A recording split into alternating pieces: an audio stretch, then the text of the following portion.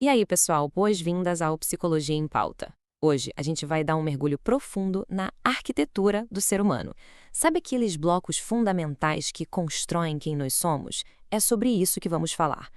Vamos destrinchar as forças que moldam o nosso comportamento e a nossa evolução física, literalmente do começo ao fim da vida. Mas antes de entrar na parte técnica, pensa nessa afirmação um tanto absurda do psicólogo behaviorista John Watson. Uma vez ele soltou que, se dessem a ele uma dúzia de crianças saudáveis, ele poderia transformar qualquer uma delas no que ele bem entendesse. Médico, artista ou, pasmem, até ladrão. Tudo isso ignorando totalmente a genética. Essa provocação audaciosa foi basicamente o que botou lenha na fogueira do maior debate de todos. Afinal, o que realmente dita o nosso comportamento? Bom, e antes da gente tentar desvendar esse mistério juntos, já deixa aquele like e se inscreve aqui no canal. É rapidinho e ajuda a gente a continuar trazendo essas análises estruturadas para cá. O mistério do desenvolvimento humano. Historicamente, galera, havia um entendimento de que os anos finais da vida eram de mera involução, sabe? Eles focavam os estudos só na infância e na fase adulta produtiva. Mas hoje a ciência já sacou que o desenvolvimento é, na verdade, um processo dinâmico de mudanças que não para nunca. É para a vida inteira. E se a gente voltar lá nas raízes filosóficas desse debate, vai ver os primeiros rascunhos dessa planta baixa humana. Lá no século XVII, o John Locke dizia que a nossa mente era uma tábula rasa, tipo uma folha em branco onde o ambiente vinha e escrevia tudo. Por outro lado, pesos pesados como Rousseau e Kant já batiam o pé dizendo que a gente nascia com várias características inatas. Essa verdadeira queda de braço desenhou toda a base das teorias da psicologia do desenvolvimento. 2. As três forças principais. Com o passar do tempo, a ciência consolidou três pilares arquitetônicos primários que constroem o nosso comportamento: hereditariedade, maturação e ambiente. A hereditariedade é o nosso projeto genético, o nosso DNA. E é impossível falar disso sem lembrar de Gregor Mendel, certo? Aquele cara que, estudando ervilhas, revolucionou o que a gente sabe sobre herança muito antes da gente sequer entender os cromossomos direito. Ele provou como as características passam de geração em geração. A regrinha de ouro que ficou é a seguinte: o genótipo que a gente herda dos nossos pais, somado às influências do ambiente, resulta no fenótipo, que é aquilo que a gente de fato consegue observar. A segunda força estrutural é a maturação. Aqui estamos falando daquelas mudanças inatas, programadas pelo organismo, que acontecem independentemente de treinamento. Tem uma história surreal que ilustra isso muito bem, que é a do menino Victor. Ele foi achado vivendo no meio dos bosques na França lá em 1797. Ele não sabia falar ou andar como os outros, o que mostra o peso gigantesco da sociedade. Mas, por causa da maturação, ele continuou crescendo fisicamente, seguindo o ritmo biológico natural. Incrível, né?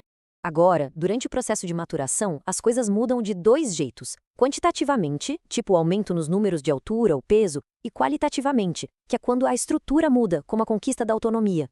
E olha que detalhe interessante sobre a nossa plasticidade. Fatores ambientais e culturais podem interferir nesses marcos. Em países de clima muito frio, é super comum atrasarem o desfraude dos bebês para evitar que eles fiquem com roupas molhadas em temperaturas super baixas, ou seja, a cultura literalmente ditando o tempo do desenvolvimento biológico.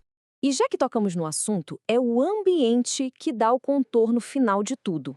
Pensa no ambiente como o solo, onde as raízes de uma árvore crescem.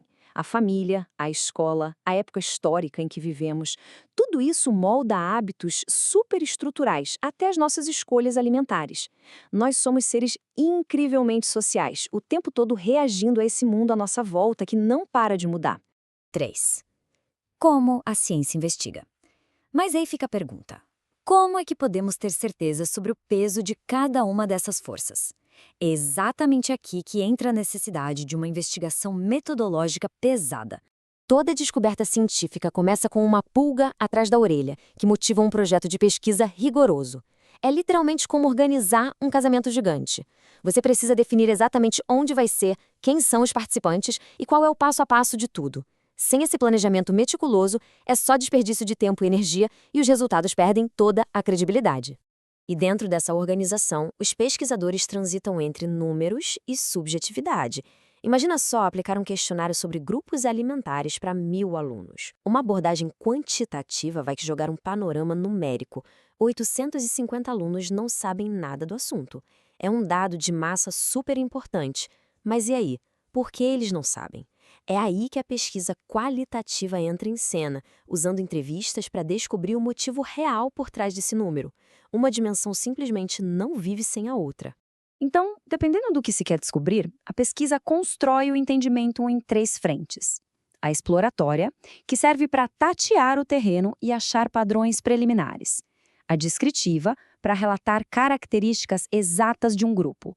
E a explicativa, que bota a mão na massa com modelos experimentais para buscar as relações de causa e efeito dos nossos comportamentos. 4. Os grandes teóricos.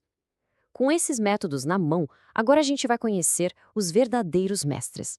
Os cientistas que criaram as lentes definitivas para a gente enxergar o desenvolvimento humano. O primeiro deles é Jean Piaget, o biólogo suíço criador da epistemologia genética, que é o estudo de como o conhecimento cresce. Ele virou o jogo ao focar no processo intelectual da criança. E o método dele era super inventivo. Ele sentava com as crianças e fazia perguntas sobre a natureza, tipo, por que chove? E através das respostas, ele mapeou a construção do nosso raciocínio lógico em 4 estágios, indo do nascimento até a adolescência.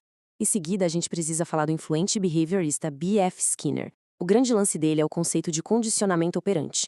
É a premissa de que nós somos agentes ativos, e as nossas ações geram respostas do ambiente.